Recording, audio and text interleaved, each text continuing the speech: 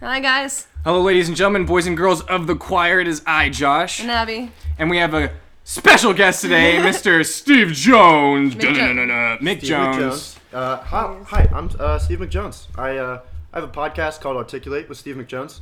And, I talk about fun stuff sometimes. He articulates. I articulate. So, yeah. So that's what I'm doing here. That's because, he came to articulate. He, she, we articulate. And now we're doing it here. Which and which is the witchest? Yes. Shouted them out on my episode. It's called Meditation and another part. But, I don't have many. Just, if you look at my page, you'll find it. But I shouted them out, and that's why we're doing this, because we have similar interests in spiritual connections. We are like-minded individuals, and this is what I like to call a collaboration. Yes. Boom, boom, boom. Boom, boom. So let's get comfy. Well, let's get comfy. We will put his... I will do what? Your website or your Spotify, whichever. Something that connects... Okay. iTunes, Google Play. We got it all. Whatever. And we'll put one of or multiple on the description below. So let's get... What are we articulating about today, Steve? We are articulating on how people get stuck and what they should try to think about to not be stuck and move on with their life. So stuck in your feels. Yeah, stuck in the field. Stuck in your head. Yeah. It's a perfect time of year for it because it's cold. The days... Actually, yesterday was the winter solstice? Yeah. Or the day before? Shortest day of the year. And that affects you sometimes. But it feels like the longest day of the year. Right. That you got me on that. Yeah. That's true. It's just rough. You're it's cold. True. You're inside, and you can't do anything. You can't do anything. Your brain is frozen. I love getting up in the morning and walking to the grocery store because it's just so close, and it gets so cold I don't want to do it, and I just lay there like I could be up going to the grocery store, but I'm not, and then the whole day just kind of goes off of that. And then it's dark at like 5:30. Yeah, you wake up, you're cold, you don't want to get out of bed, and then you don't, and you just don't. Yeah. Or when you get into bed, your sheets are so cold that they kind of feel wet. Or when you wake up and your sheets are super warm and the outside world is cold. And you don't want to... And you feel stuck. Feel stuck. Yeah. So, obviously, there's a couple different ways to feel stuck. You can feel stuck in your feels. You can feel stuck physically in a circumstantial point of view. Sand traps, you get actual stuck. You can actually be stuck. Actually stuck. Yeah. Claustrophobia. I have that. So, I want to talk real quick about feeling stuck in a spiritual sense or in a feeling sense, in the deep meaty greedies, because we're going to talk about a whole bunch of different feelings of stuck. But what I come up with, or the first thing that I think about for the fundamental building block of feeling stuck is alienation, meaning feeling separate from.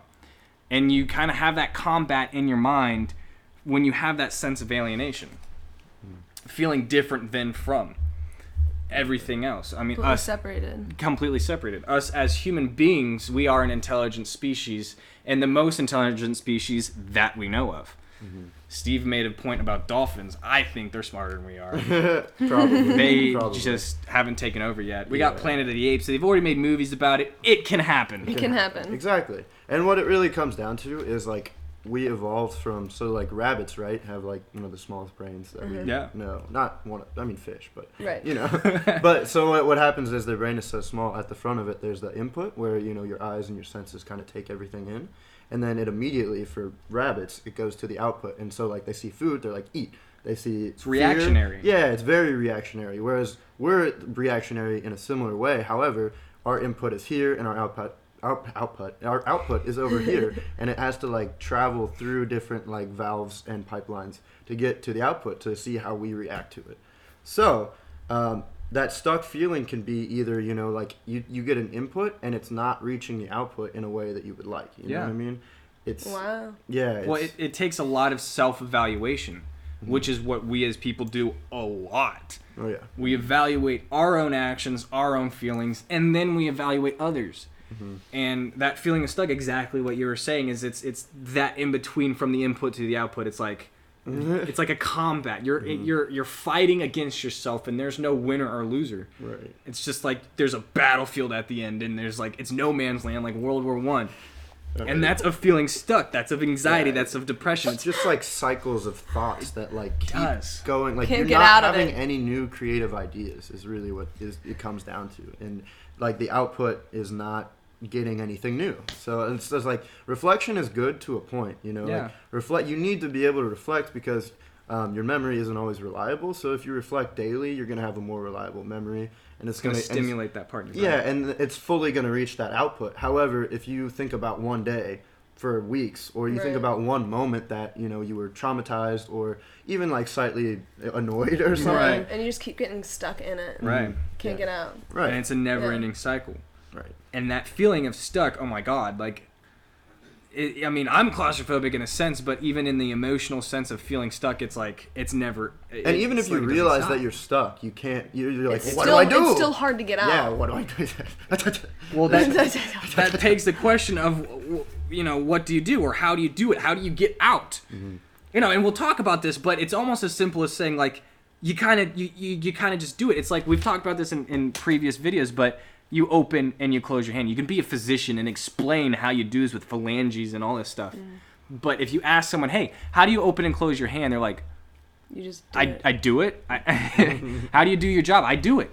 And, you know, that's kind of a weird answer to give for how do you get out of being stuck. And we'll go into it more. But it's almost as simple as just saying, like, you do it. And you do it by not feeding that everlasting circle of combatness inside of you. I have like a safe word for myself. I just sit there and I take a deep breath. I say, it's okay. It is, though. And that's how I get myself out of my loops. I think that's a it's great okay. thing about like meditation is Exactly. repeating that like relaxing phrase, because at some point, you know, while it may not immediately cut into you, if you sit there and just think relaxing thoughts like beaches or whatever, it's eventually going to hit your subconscious, and your subconscious, you know, I think everybody has like a vacation mode kind of thing. Like there's a work mode, which is good to get in, but there's also vacation mode where you're like, I'm just gonna not do anything for like a while, just for a while. That's okay. Yeah. So the fact that you have that, I think that's one of the back and forths is like you need both of those to feel, you know, first of all, not tired when you're in the working thing, like you're not like anxious and like freaking out and going on these different outputs and like, you know, tangents or whatever. But you also, if you're in the relaxation mode for too long, then you feel like you're not being productive. You feel like you're not doing things that are working towards a better life. Yeah. You know, and growing in a way. Yeah. Well, I like that you mentioned meditation, because that's kind of a healthy self-reflection mode that we could have. Right. For like a self-reflection where it's not combat. Like you're not constantly fighting with yourself. It's more of like okay, I'm going to center and I'm going to reflect on the circumstantial situation that I'm in, or the feeling that I'm in that makes me feel stuck. And it's healthy. And like I've been in my head a lot, and I realized like yesterday, I'm like, wow, it's been like a month since I've tried meditating. And then I did today. I feel a whole lot better. It's really cool how that can help a lot get out of your head. It sucks how it doesn't like work for everybody though. And like Right. you have to practice and I think, I mean, there's a lot of different forms of meditation, which is something that I talk about on my podcast. Well, you got And- yoga. I mean, you got meditation. Yeah, I mean, exactly. art, writing. Well, Exercise. yeah. Even, I mean, for some people, like watching TV is a form of meditation. You know, it's like there's a difference between absent-mindedness and then like relaxation. You know, so you have to make sure that you're not just absent-minded, because when that happens, you know, you're not reflecting, or you're not kind of thinking, processing those inputs. Soaking in anything new. Exactly. So again, like you have to be able to draw that line between just like zoning out and doing nothing. And you know, so when people try to meditate, that's why they typically don't like it, is because they just sit there and they either don't think about anything, or they just think about the things that they already have thought about millions and millions of times.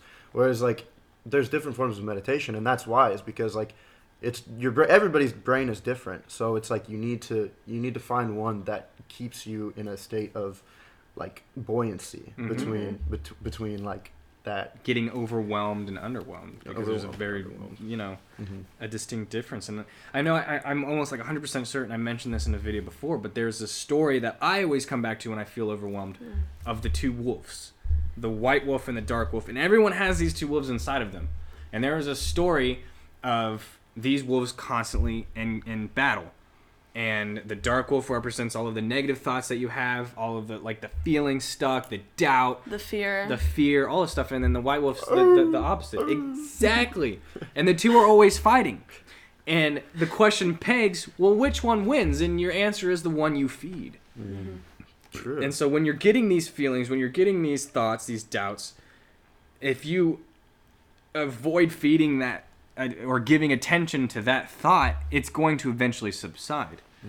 And I personally think, and you guys can tell me your opinion of it too. I think doubt, I think expectation of oneself and mindset in itself is a construct, meaning it can shift. It's something that you over time kind of build. My mindset a year ago is not the same as it is today. My expectations a year ago is not the same as it was today. You're a completely different person. Yes, and the doubts that I can have for myself are not the same as they were today. Right. So in a sense, do you think that it could then be constructed? So if it can be constructed, then can you shift it into a direction in which you want? Yes. I think in a way that's kind of what we're going towards with conversations like this is like kind of like we want to be able to control it, and we want to be able to build that mindset of like, oh, everything's gonna be great, and like I'm gonna be living large in like a year or trying whatever. to plant the seed. Right, but there's life throws things at you, and you can't always expect what like. I'm supposed to be moving to New York in like next summer or something, and like nothing's for certain, but like as opposed to like me, I'm thinking like I'm gonna go up there and I'm gonna have like this creative like go mindset, and I'm gonna be like excited to do it and everything. But in actuality, I'm probably gonna get up there and be like, I don't know people. What am I doing? I need a home base. I need a comfort. I need a friend. So it's like, yes, in one hand you can prepare, but on the other hand you can't fully set that mindset up. Expectation and reality are two fundamentally different things. Right. I have another wolf story if you're interested. Absolutely. Wolves are really interesting. They're pretty cool stuff. Yeah, because this is what it talks about. I listened to this podcast. Joseph Gordon-Levitt has this one called Creative Processing, and he had this really, really smart guy on. I wish I knew what it was called, but I'll pull it up later. And but he talks about how wolves are really interesting because there's the pack of wolves, which is a very big symbolic thing that a lot of people know, the pack of wolves. But on the same hand, just as popular is the lone wolf. And the fact that those two exist in such popularity, like that, it's almost equal. I mean, it's not equal, obviously, but like there are just as many causes of lone wolves as packs of wolves. And what happens with these wolves is that in the packs of wolves, there's like it's almost like he called this group like the politician group, because it's almost like there's an alpha, and then there's like the betas, and then there's like just people who go along with it, and there's constant competition is basically what it's all about. And again, there's nothing wrong with that, I don't think, because on one hand, competition gives you a sense of purpose. It gives you a sense, again, of community. Going back to the alienation thing, right? It gives you a sense of community. But also, again, it does fuel that, like, first of all, like mob mentality kind of thing, like groupthink, support system kind of deal. Support system, and that's where, again, I try not to rag on fraternities too much, but they are really good examples. At least ones that I've experienced. Again, this is generalization. Fraternities, some fraternities can be cool, but within like a fraternity or sorority, there's not a lot of new ideas, inputs and outputs going on. It's the same thing. Yeah, it's tradition. And that's another thing, is like a lot of people say that things are tradition, not trying to get too political, but like a lot of people rely on that as their complete argument. And whereas like, yes, there should be a respect. Yeah, as society as a whole, there should be a respect to that tradition, but getting back to stuckness, if that tradition is keeping you in one place and making you feel unhappy, or whatever, and not motivating you to evolve as a person, as a species, that's why again, lone wolf is kind of lonely, but he feeds off of what makes him survive. He feeds off of what makes him, like, it's that natural instinct, and he goes where he needs to go, when he needs to go. Nobody tells him what to do, and he can, he's a lone wolf. He can talk to bears, he can talk to tigers, he can talk to whatever he wants to, Free spirit. Yeah, exactly. Yeah. And, packs of wolves. Packs of wolves. Frats of wolves. They just kind of like, they're open to bears, they're open to lions or whatever, but they have each other. They have the support system. Exactly, and they don't fully accept. I haven't seen a bear hanging out with a pack of wolves.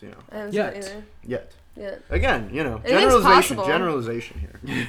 So yeah. that was my wolf story. That's a good wolf Nice story. wolf story. Well, I mean, because it goes into like us as humans, as a society in general. Having a support system is key for a lot of different things. Feeling stuck, and as one of them can be a good outlet support. Because if you have a good support system, being able to talk to those people, they're gonna kind of help you get pushed out of that. But the idea of being stuck and like evaluating the fact that you are, that's almost like half the people can't even really realize like I'm stuck. Or they identify themselves as depressed or as anxious. True. And so by identifying that and evaluating that you are experiencing that, it's going to then feed it. You're accepting it. You're accepting it. Yeah, And you're so feeding it. Yeah, it'll grow. so if you do the flip side of that and you accept the fact that you can get out of that feeling stuck. Again, easier said than done. Oh, 100%. Absolutely. Yeah. I just like to. Yeah, you got to. Absolutely, you need to do that. But if you put an effort towards. Yes. It definitely makes a flipping that, difference. yeah, feeding the good wolf, the white wolf. Even if it gets to the point where you wake up and you're like, I cannot deal with today, and even if you don't believe it, you look at yourself in the mirror and you say, I'm going to have a good day. You're going to have a better chance of having a good day than if you look at yourself in the mirror and say, this is going to suck. You know, it's your attitude, your mentality, because I've said it before, I will say it a million times, your consciousness is so much stronger than you think. It seems, though, that the fundamental mission of our life is to figure out life itself. Now, the crazy thing about this is to think or understand that we are the life in which we are trying to figure out. Like if we talked in the previous video of the Atman, the self, in its totality. We are it. We are the works. We are the blanking cosmos. And so if we're trying to figure out as a mission what life is, if we are it in the aperture in which the cosmos look through, the way that I think of it is like a light, and then there's a black ball in front of it, and each and every one of us human beings are like poking a hole in that black ball, and the light shines through. An aperture in which the cosmos look through. And so if we are that kind of like importance in life, the alienation shouldn't even be there if we are that in that in depth. A lot of people do not see this distinction and therefore experience this feeling of alienation if we are separate from life itself.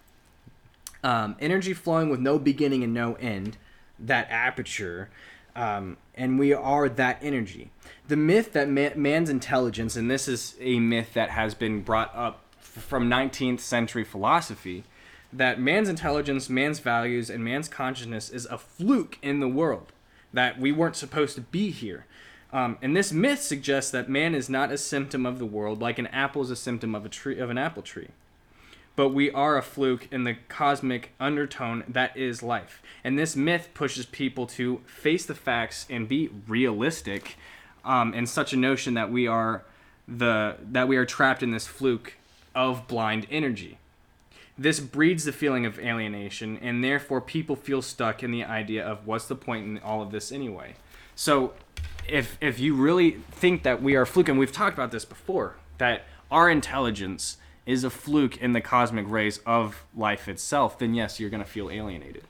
But we're here to tell you that could be completely wrong. That could be a myth of the fact that we are a fluke.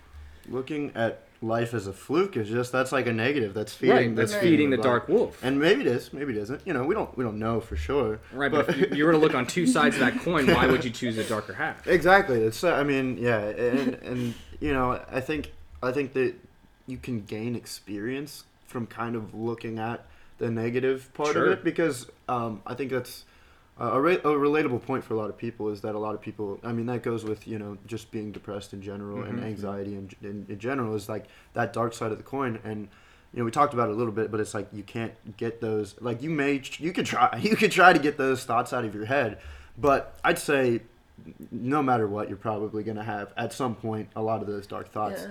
Well, and a lot of the times, like, it's hard. It's so easy to just... Well, every front has its back. Every up has its down. Yeah. Right. So, yeah, exactly. And that's what's good about it, is like having those deep thoughts mean you can have the good thoughts, which is great. However, I think the way that you handle the dark thoughts is really what kind of is like how we grow, like how we handle those lows. Absolutely. Is really what it is. And I think, I mean, personally for me, you know, everybody has their own thing that makes them happy or whatever, but like turning those negative things into something funny. You know, have you guys seen Harry Potter before? Oh yeah. Mm-hmm. Like the wardrobe where the black thing comes out and it's something really scary, and then they like say a magic wand And it turns phrase, into something funny. and it turns into something funny. That's just really something that like I have never even like put that together, but really that's like, you know, turning something dark into a light is a way to make that bridge, you know, what I mean? Get out of that stuck and feeling. get out of that stuck feeling. That alienation.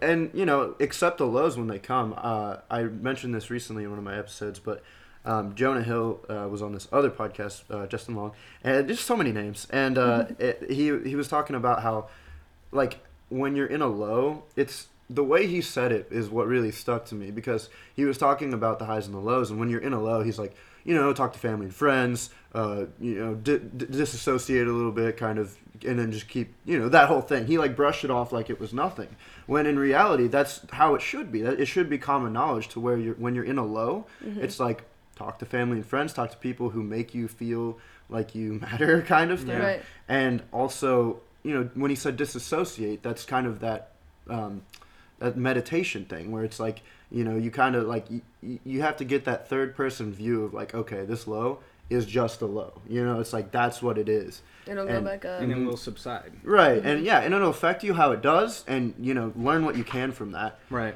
Hello. What's up? What's up? We got new people. We got new people. But no, yeah. I mean that's an excellent point. I mean, understanding both sides of that coin is going to give you the necessary experience in which to get out of that low in the first place. Because in a sense, when you experience in itself, no one side is bad and the other side is good, because each experience you obtain is going to kind of like build you up into the person that you are. Right. And so, I mean, but understanding those fundamental messages of alienation and I mean, we talked about meditation, we talked about support systems, we talked about the wolves, having like the knowledge of those elements is going to help you, especially identifying the fact that you're stuck in the first place, that you're in a low in the first place, especially around this time of year when you kind of experience that. I know a big one nationwide or even worldwide is after the holidays.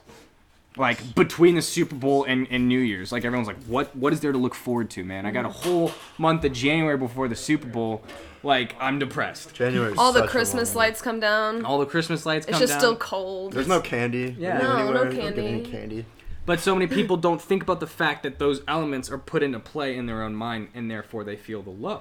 Because you're like, oh, winter blues are coming. So it comes to a consciousness setting, And you just accept it. and you accept it. Don't accept it. Right. Get out of it. Don't accept it. Fight! Fight for it. Don't let yourself accept the Watch blues. motivational speakers. That's really what it comes down to. Yes. TED Talk? TED Talk. TED Talks. Us. Yes. Listen to his podcast. Watch all of our videos. Do some TED Talks. We have, at least hope, have the answers. And meditate, man. Meditate. You can never Takes go wrong practice. meditating. Yes. I used Don't to give up think on it. I could not meditate, and then I'm just Same. like, There's- sometimes it even takes 10 minutes. I can only do it for 10 minutes, but I kind of... And then And there's different types of meditation as well. Absolutely. So you have to explore the different types. So I Yeah. think that's really important to realize, because people try one thing and they're like, it just doesn't work for me. It just doesn't work out. I'm like, well, doesn't it though? Doesn't it though? maybe you just haven't found your Right. meditation Right. sweet spot. Right. Absolutely. Yeah. How long do you guys usually go on these things? About this long. About this long? Okay. perfect, Yeah. Is that, yeah. is that a Perfect wrap up? time. Okay. It's Sweet. about all I got. I don't know if you have anything else to add. Yeah. I'm good. No, it's I good. always end my podcast episodes by saying, I love you and amen, and then okay, bye. So. That's perfect. Yeah. I love you, amen. We usually fist bump. I'll fist bump. Oh yeah, hell yeah. Boom. Steve, it was a pleasure having you here. I did the Y. I'm sorry, Steve. Steve. Fucking We'll put his things on the. Oh, fist bump this guy too. bump. On our description below. Thank you so much for watching, folks. And get through. If you're feeling stuck, you're not alone. If you're feeling low, you're not alone. You got this, and we're here for you. Okay. Merry bye. Christmas. Merry Christmas, Happy New Year. Yes.